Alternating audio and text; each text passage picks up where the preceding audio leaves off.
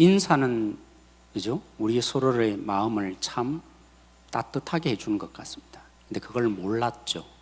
그래서 종종 이렇게 얘기하는 걸 들었어요. 교회 성도들을 보면 좀 인사해야지, 새벽기도 나와야지. 저는요 초등학교 때부터 그죠? 6학년 때 도심지로 자취했잖아요. 방학 때가 오면 깨우는 겁니다. 아버지께서 새벽기도 가기 전에 저희들 깨우세요. 빨리 일어나, 새벽기도 나와. 그래서 저는 언제부터 새벽기도 나왔다고요? 초등학교 때부터. 그렇게 아버지께서 가르치고 책망할 때 이 말이 정말 싫었어요. 종종 이렇게 하셨습니다. 가르침의 동기, 행동해야 되는 동기. 목사 자녀니까 인사 잘해야지, 목사 자녀니까 새벽기도 나와야지. 그래서 저는 결심을 했습니다. 제 딸 시연에게는 절대로 이 표현을 쓰지 않으리라. 시연이는 시연이지 목회는 누가 해요? 제가 하는 것입니다. 그래서 시연에게 절대로 이거 언급하지 않으리라. 근데 어젯밤에 제가 깜짝 놀랐어요. 제가 한 번도 목사 자녀니까 이렇게 말은 하지 않았지만 어떤 때는 이제 저희 조카도 있는데 또 왔네요. 둘이서 그 얘기 했다는 거예요. 아니 교회에 안 빠질 수 없고, 제가 목사 자녀니까 그런 말 한 적 없거든요. 이런 수련회 가야 된다. 근데 그렇게 들렸나 봐요. 목사 자녀니까. 저는 의도적으로 말을 뺐음에도 불구하고 어쩔 수 없는 것 같아요. 목회자 자녀이니까 눈치 아닌 눈치를 보고 교회의 눌림 가운데 자라났다라는 것을 어제 제가 딸아이 얘기를 듣고 똑똑 깨달았어요. 목사 자녀니까 사춘기인 중2 때 저를 따라서 어디 왔죠? 서울에 있다가 대전에 왔어요. 이 대전 지역을 사실은 잘 모르죠. 문화를 잘 모릅니다. 충청도의 문화. 그래서 자기 딴에는 친해지려고 먼저 손을 내밀었다는 거죠. 우리 친하자. 그런데 말을 합니까? 충청도 스타일이 뭐예요? 그래, 우리 함께, 이런 말이 없어요. 그러니까 딸이 내가 안 받아주나 보다, 아이들이. 참 안타까움이 있는 것 같습니다. 충청도 스타일을 알았다면 그 침묵이 너 안 사귈래? 이런 뜻이 아니라는 것을 알았을 텐데 시연이 어떻게 해석됐다고요? 나 싫어하는구나, 아이들이. 이렇게 해석된 것입니다. 사랑하는 성도 여러분, 어느 날 그 시연이가 사춘기에 극을 달할 때였습니다. 한 번은 저기 뒤에서 2부 예배 마치고 제가 성도들과 인사하고 있는데 울면서 뛰어왔어요. 이 말까지 제가 표현하지 않겠어요. 뭐라고 얘기했는데 극단적인 표현을 얘기했어요.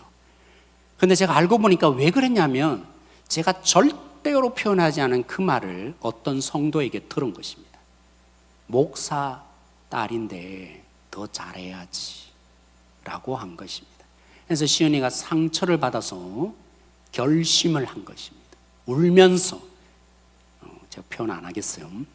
사랑하는 성도 여러분, 야곱이 더한 상황을 겪었습니다. 언제냐면 제 딸아이보다 더 악화된 상황. 국무총리가 된 아들 그 요셉이 기근을 당한 야곱의 가족을 오라고 했습니다. 그게 왜 시은이보다도 더 극한 상황일까요? 여러분, 가나안 땅은 하나님이 약속하신 땅입니다. 근데 그 땅을 떠나서 이제 나그네로 애굽에, 여러분들이 국무총리가 되면 다 좋을 것 같죠? 아들이 국무총리니까 잘 봐줄 것 같죠? 아예 요셉은 대놓고 지시를 해주었습니다. 아버지, 이 애굽에 오면 뭐라고 하라고요? 직업을 물을 때 뭐라고 하라고요? 양을 길렀습니다. 그래서 어디 살았어요? 고센 땅에 살았어요. 수도, 이집트의 수도에 산 것이 아니고 좀 변방 고센 땅에. 그 당시에 목축업을 한다는 것은 애굽 사람들이 가장 천히 여기는 직업입니다. 그러니까 얼마나 천대받았겠어요. 비록 그 앞에서는 표현하지 않지만 목축업을 가지고 저 변방에 사는 그 야곱의 가족을 잘 대주었을까요? 여러분, 그렇지 않습니다. 그래서 야곱이 두려웠던 것입니다. 떠나야 될까 말아야 될까 기근은 당했는데 내 아들은 금수레까지 보내어서 나를 영접하고 오라고 하는데 가야 될까 말아야 될까 두려움이 극히 달하였습니다. 그러니까 하나님이 말씀하셨죠. 야곱아 두려워하지 마. 오늘 말씀의 제목 뭐라고요? 내가 너와 함께 하노라. 애굽에도 내가 함께 갈 거야. 나는 그 말씀을 해주셨다고요. 혹시 우리 속에 그런 분 없습니까? 인생 가운데 정말 나그네와 같은 인생 살고 있지 않냐고요. 날 받아주는 사람 별로 없고 홀로 외롭게 그 마음 하나 알아주지 않는 정말 차디찬 그 밤을 맞이하고 있는 혹시 성도들은 없습니까? 너무나 고난이 한 번이 아니라 이어지는, 그죠? 야곱이 얼마나 고난이 많았어요. 요셉도 사실은 죽었다고 생각했고 베냐민조차도 잃어버린 것 같은 아들을 가슴에 묻어야 되는 그 야곱의 인생이 이어졌는데 그런 것처럼 여러분의 인생에 고난의 연속이진 않습니까? 그런 분들에게 저는 똑같이 하나님의 말씀으로 복을 빕니다. 하나님이 함께 하시는 분들이 되어지길 소망합니다. 여러분 또 볼까요? 여호수아도 마찬가지였습니다. 아니 여호수아는 더했습니다. 여러분 신명기 마지막에 보면 이렇게 기록해요. 모세는 그 전에도 그런 선지자가 없었고 그 후에도 이런 선지자가 없었다. 그 말은 무슨 말이겠습니까? 이제 모세가 죽고 여호수아가 리더가 되었을 때 여호수아는 어떤 마음이 들었을 것 같습니까? 아마 이랬을 것입니다. 백성들은 죽었어도 누구 얘기하겠어요? 그때 모세가 말이야. 그때 모세가 말이야.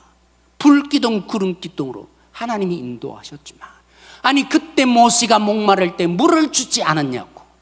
여호수아가 얼마나 눌렸을까요?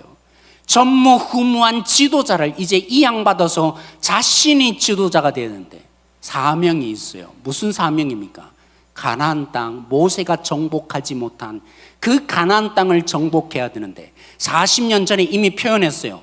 애굽 땅보다도 더 못한 땅이 가나안입니다. 누구에게요? 나그네에게 말입니다. 여러분 나그네에게 어떤 땅이라고 하는지 아세요? 40년 전에 정탐한 그들이 가나안 백성들을 얘기합니다. 그 땅은 나그네를 뭐하는 땅이라고요? 삼키는 땅이라고 했습니다. 애굽보다 더한 충격적인 땅이죠. 연약하고 부족하고 힘이 없고 그죠? 자기 백성들이 아니면 외지인들이 오면 집어삼키는 땅이 그 가나안 땅입니다. 그 가나안 땅을 그냥 들어가는 게 아니라 정복해야 됩니다. 이제까지 뭐하고 살았죠? 농사 짓고 벽돌 굽던 그 백성이 그렇다고 해서 군사훈련 제대로 했습니까? 40년 내내 방황생활을 했던 그들이 이제 그 가나안 땅 우리는 그들의 앞에 메뚜기 떼와 같다고 현실적으로 그것이 그들의 삶이었는데 여호수아가 그들을 이끌고 그 가나안 땅을 정복해야 된다니요. 그래서 여호수아는 두려웠죠. 두려워질 수밖에 없죠. 엄청난 무게감이 있습니다. 지도자로서 이들을 어떻게 이끌고 가야 되나? 여기에 하나님이 말씀하셨어요. 야곱에게 하신 동일한 말씀. 두려워하지 마. 내가 함께 갈 거야. 함께 할 거야. 사랑하는 성도 여러분, 오늘 우리 가운데 무거운 짐을 지고 있는 분 없습니까?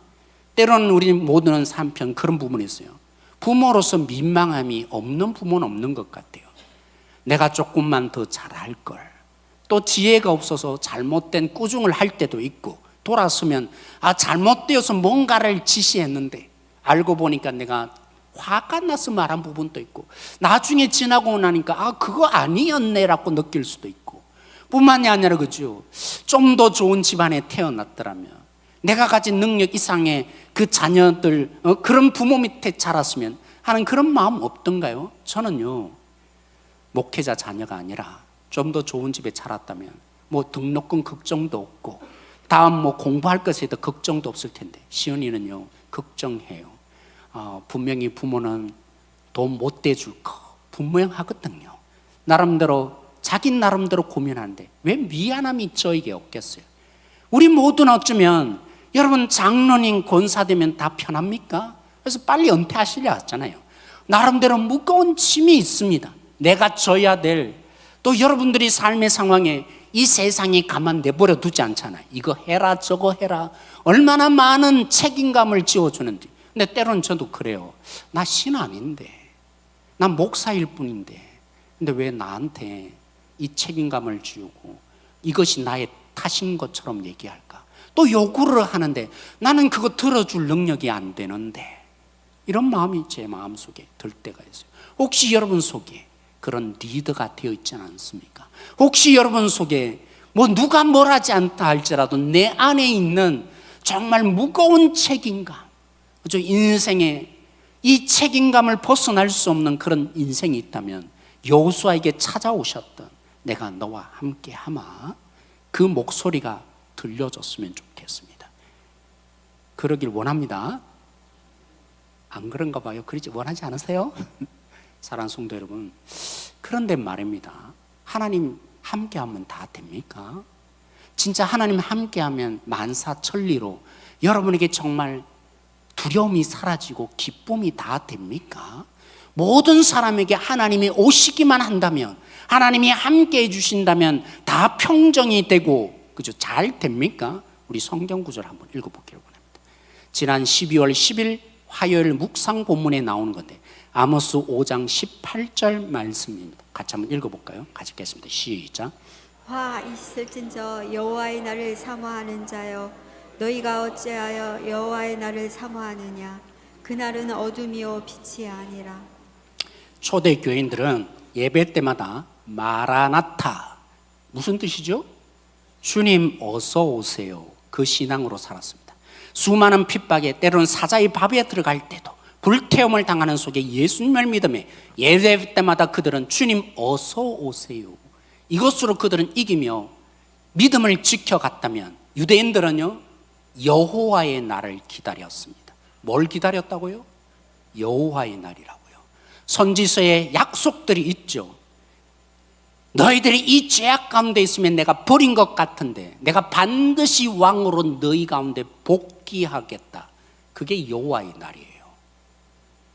하나님이 뭐 하시는 거예요? 다시 돌아오세요. 그래서 여러분 에스겔 선지자에 보면 성전에서 하나님이 떠나셔요. 근데 마지막에 보면 에스겔 여호와의 산마, 하나님이 다시 돌아오세요. 그게 여호와의 날의 가장 핵심이에요. 하나님이 왕으로 복귀하시는 그날, 하나님이 공의를 완벽하게 시행합니다. 시편이나 하박국 선지자 말한 것처럼 세상이 왜 이 모양 이 꼴이에요? 하나님을 믿는데도 왜 우리는 이렇게 고난당해야 돼요? 그런 삶이 있잖아요. 이런 세상을 평정하는 날, 하나님의 공의가 시행되어서 의인은 하나님이 구원하시고 악인은 어떻게 됩니까? 심판받는 날입니다. 그러니까 유대인들은 뭐라고 생각해요? 저 개 같은 이방인들은 하나님이 심판하시고 이제 여호와의 날에 우리를 구원하시겠지, 이 억울함 다 풀어지고 때로는 병들고 약한 거 다 고쳐지는 날이 되겠지, 하나님이 우리를 구원하소서, 우리 구원하실 주님을 기다립니다. 언제입니까? 라고 그들은 어떻게 했다고요? 학수고대한 것입니다. 그런데 오늘 아모스 선지자를 말해요. 사모하지 마. 왜 그날을 사모하지 말라고 할까요? 그들은 큰 착각에 빠져 있습니다. 우리는 하나님의 자녀잖아.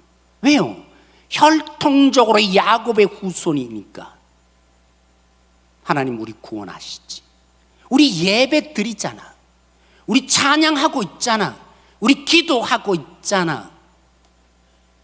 그래서 하나님이 오시면 당연히 구원받는다고 생각하는 그들에게 오늘 하나님이 말씀하세요.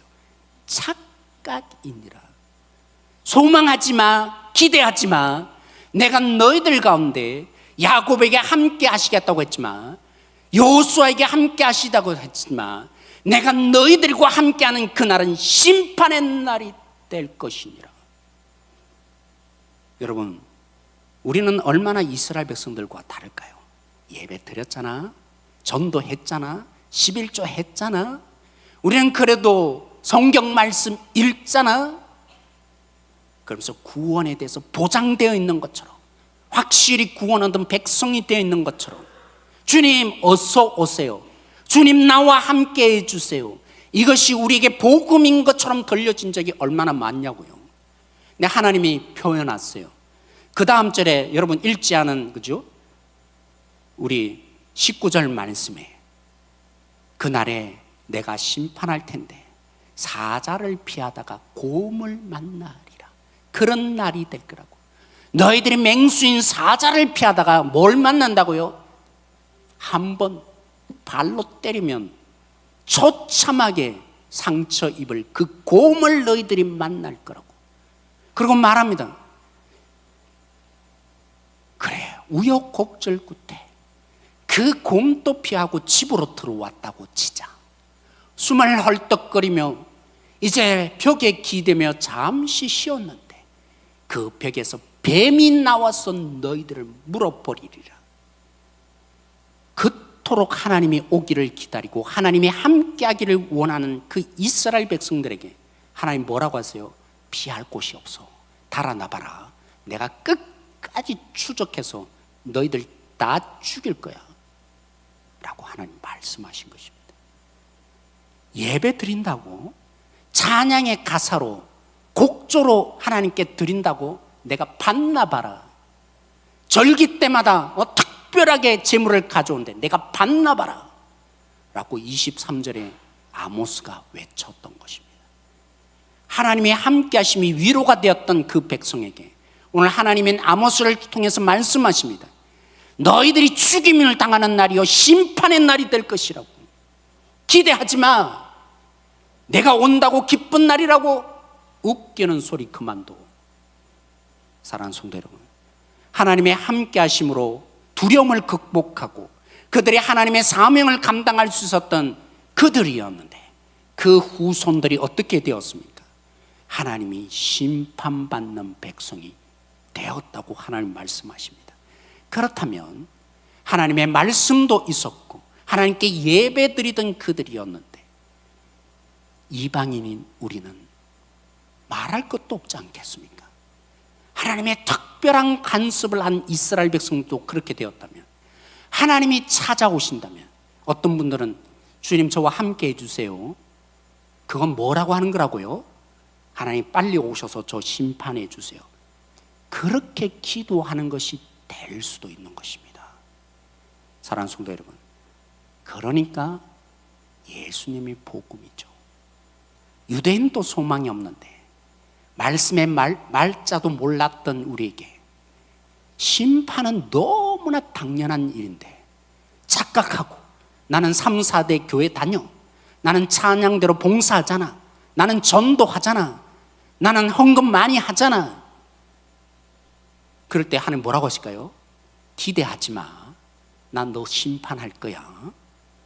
그런 우리에게, 소망 하나 없는 우리에게 그러니 예수님을 보내신 것이, 그 예수님이 복음일 수밖에 없습니다. 왜요? 예수님은 인간의 몸으로 이 땅에 오셨습니다. 그냥 인간의 몸을 입고 죽으면 안 돼요. 왜요? 인간은 죄인이라서 죽으면 자기 죄로 죽는 것이에요. 그래서 말도 안 되는 방법으로 예수님이 이 땅에 태어나셨죠. 사람과는 상관없는 방법으로 태어나시겠죠. 죄 없는 자가 대신 죽어야 하기에, 주일날 제가 이번 그죠? 성탄절날 더 말씀드리겠지만 정말 처절합니다. 얼마나 예수님의 이 탄생 때문에 예수님이 오해를 받았던지 제가 그날 오시면 말씀을 듣게 될 겁니다. 사랑하는 성도 여러분, 예수님이 왜 동정녀 탄생을 한 것입니까? 왜 말도 안 되는 그 일을 한 것입니까? 인간으로 태어나서 죄값을 지불하겠다고요? 누가 그럴 수 있습니까? 인간으로 태어나면 자기 죄값으로 자기가 죽어야 하는 거예요. 요셉은 그걸 알지 못했어요. 정혼을 했는데, 마리아와 정혼을 했는데, 보통요 신혼방은 그 당시에 그죠? 아버지가 마련을 해요. 직접 집을 지어요. 그런데 그 집을 짓기 위해서 그냥 6개월 만에 지어질 수 있을까요? 아버지가 집을 다 짓고 난 뒤에 아버지가 결정하는 거예요. 결혼의 날이다. 예수님이 그 비유하신 거죠. 아무도 모른다. 아들도 모르고 아버지만 아신다. 그 문화 속에 그들은 너무나 당연히 왔다요. 근데 보니까 아니 아직 결혼도 안 했는 정혼한 마리아가 아이를 임신한 거죠. 율법에 따르면 어떻게 합니까?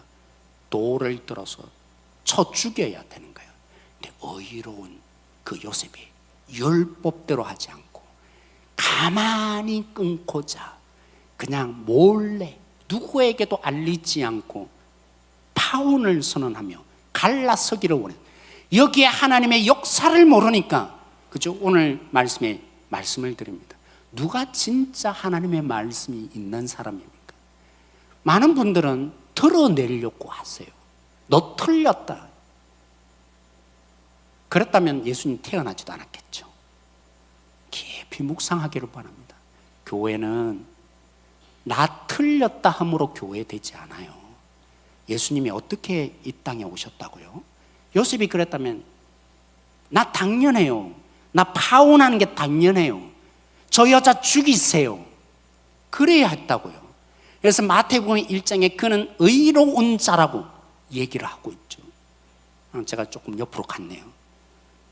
그래서 하나님이 개입하셨어요. 꿈으로 개입하셔서 천사가 말을 해요. 왜 그 여자가 마리아가 네가 파혼하려는 그 마리아가 임신한 줄 아냐? 남자와 상관없는 성령으로 그가 잉태한 것이니라.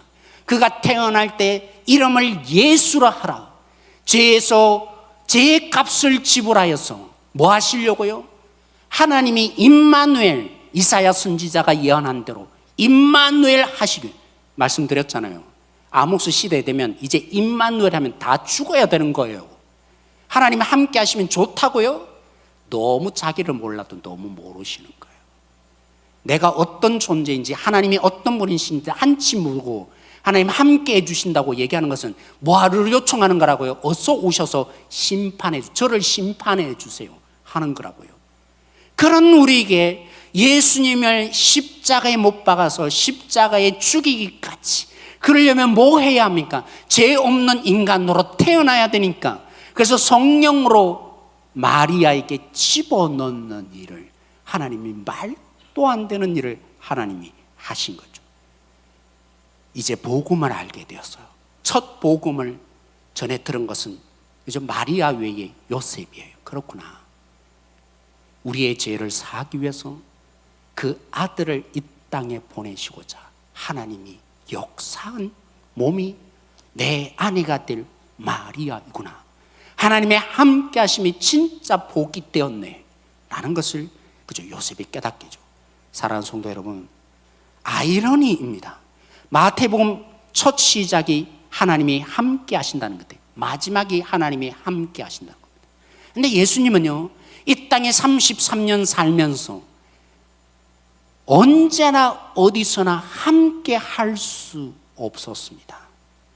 우리의 죄를 용서하기 위해서 인간이 되심으로 어디든지 계셨던 하나님이, 언제든 계셨던 그 하나님이 누군가에게는 있음으로 다른 사람에게는 함께 할 수 없는 인간의 몸으로 계셨던 겁니다. 몇 년 동안요? 33년 동안요. 하나님이 함께 하신다는 것이 마태복음의 가장 핵심적인 복음인데, 그 예수님의 인간의 몸으로 사시느라 공간에 매이시고 우리의 시간에 매이는 그 일을 경험하시는 예수님이 되신 거죠. 여러분 상상해 보세요. 어릴 때 첫 태어나서 마리아 엄마의 젖을 빤다고 생각해 보세요. 상상이 됩니까? 하나님이 어찌 그럴 수 있는 것입니까? 배밀을 해야 되고 아장아장 걷는 걸음을 배우셔야 합니다. 천 마리 엄마일 수 있겠지만 예수님이 주기도문에 가르쳐 준 것처럼 하늘에 계신 뭐라고요? 원래는 주기도문의 첫은 아빠예요. 하늘에 계시는 뒷부분에 있죠. 아바. 그 말을 한마디 하기 위해서 예수님이 뭐 하셨겠어요? 아바라는 말이 튀어나오지 않는 갓난아이 시절, 2021년 기준으로, 그죠? 인간의 언어가 7,139개래요. 평정되어서 많은 부족의 언어들이 영어로 바뀌고 불란서로 바뀌고, 그렇음에도 불구하고 지금 7,139개의 언어가 존재해요. 근데 예수님이요, 인간이 되심으로 히브리어조차도 못하시고, 이런 일이 얼마나 있는지 아세요? 누구 때문인 거예요? 우리 때문에 그 자리에 머무시고 그렇게 제한하시고 인간으로 존재하신 것입니다. 제가 실감나게 하려고 하죠. 여러분, 신생아 키는 평균 한 50cm라고 합니다.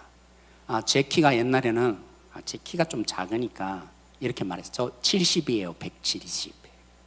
네, 여러분 공개합니다. 제 키는 몇 cm일까요? 168cm입니다. 제가 계산을 해봤어요. 제가 한 고등학교 때까지 자랐으니까, 신생아 때부터 고등학교까지 1년에 몇 cm 평균으로 자랐겠습니까? 9cm. 1년 동안에 9cm면, 그러면 하루하루를 계산해 보자고요. 전능하신 하나님이 어떻게 되신 것입니까? 인간으로 존재하느라 0.02cm 하루하루 자라는 거. 놀랍지 않습니까? 우리 얼마나 빨리 자라고 싶어요. 뭐든지 얼마나 빨리 해보고 싶어요. 여러분들은 우리 문화에서는 더 잘 이해될 것 같아요. 빨리빨리 문화 속에 예수님은 0.024cm 인간이 되심으로 그렇게 하루하루 보이지도 않는 만큼 자기를 제한하시고 자라셔야만 했어요. 이것보다 더 중요한 일이 있죠. 우리의 죄의 값을 결국에는 지불하기 위해서 하나님 아버지로부터 버림받는 십자가 위에 올라가셔서 막 욕하잖아요. 네가 하나님의 아들이라고 내려와봐, 그럼 우리 믿겠다. 증명하지 않으셨어요. 죄를 사하기 위해서 그렇게 하셔야 되기에 그 자리에 머물러 계셨어요. 얼마나 억울한 일입니까? 당장 내려와서 내가 하나님 아들이야, 봤지? 믿어? 이럴 수 있는데, 그러면 우리의 죄가 사하여지지 않기에 예수님의 그 자리에 머물러 계시는 분으로 하나님께 버림받는, 철저히 짓밟히시고 어찌하여 나를 버리십니까? 마지막 그 마디를 외치셔야 되는 예수님이 되신 것입니다. 그러니까 크리스마스가 하나님의 우리와 함께함의 시발점이에요.